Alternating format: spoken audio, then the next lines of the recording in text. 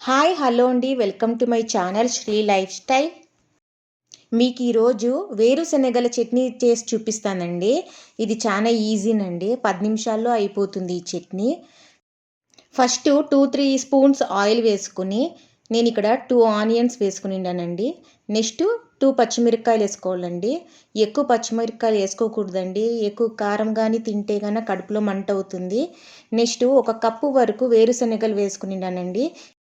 ఇవన్నీ సిమ్లో వేపుకోవాలండి, high flame పెట్టుకోకూడదు. హై ఫ్లేమ్ పెట్టుకుంటే మాడిపోతుందండి.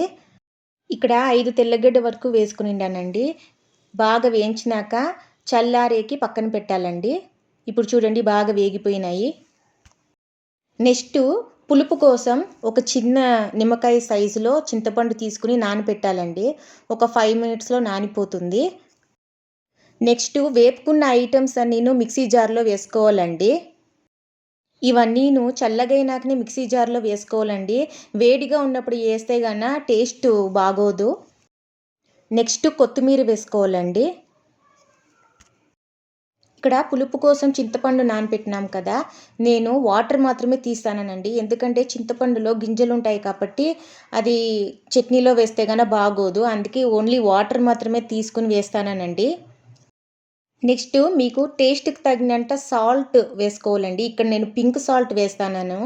పింక్ సాల్ట్ చాలా మంచిదండి ఆరోగ్యంకి. ఒక 1/2 స్పూన్ వరకు వేస్తాను. నెక్స్ట్ ఒక 1/2 గ్లాస్ నీళ్ళు వేస్తానండి. ఎందుకంటే నీళ్ళు ఎక్కువైందంటే చాలా నీళ్ళుగా అయిపోతుంది. అందుకే 1/2 గ్లాస్ వాటర్ వేస్తేనే అప్పుడు కొంచెం గట్టిగా ఉంటుందండి. ఇట్లా నేను చూపిస్తాను చూడండి. అంత నీళ్ళుగా ఉండకూడదు, అంత గట్టిగా ఉండకూడదండి, మీడియంగా ఉండాలా. నెక్స్ట్ ఒక స్టీల్ గిన్నెలో 2-3 స్పూన్స్ వరకు ఆయిల్ వేయాలండి. సాసులు జీలకర్ర వేసేసి స్టవ్ ఆఫ్ చేసేసేయాలండి. ఎందుకంటే ఆ వేడిలోనే కరివేపాకు వేసినప్పుడు ఆయిల్ అంతాను మన మీద పడుతుందండి. అందుకే స్టవ్ ఆఫ్ చేసేసినాక ఆ వేడిలోనే కరివేపాకు అంతాను వేగిపోతుందండి. నెక్స్ట్ మనం మిక్సీలో వేసుకున్న ఆ చట్నీ అంతాను దాంట్లో వేసేయాలండి. వేసి బాగా కలపాలండి. ఈ చట్నీ మనము మార్నింగ్ రెడీ చేసుకుంటే ఆఫ్టర్నూన్ వరకు అట్లే ఉంటుందండి.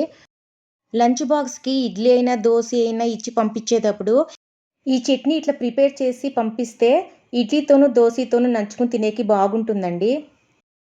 ఓకేనండి, ఈ వీడియో కానీ నచ్చిందంటే లైక్ చేయండి, షేర్ చేయండి అండ్ సబ్స్క్రైబ్ చేయండి. అట్లే బెల్ బటన్ ఆన్లో పెట్టుకోండి. బాయ్ అండి.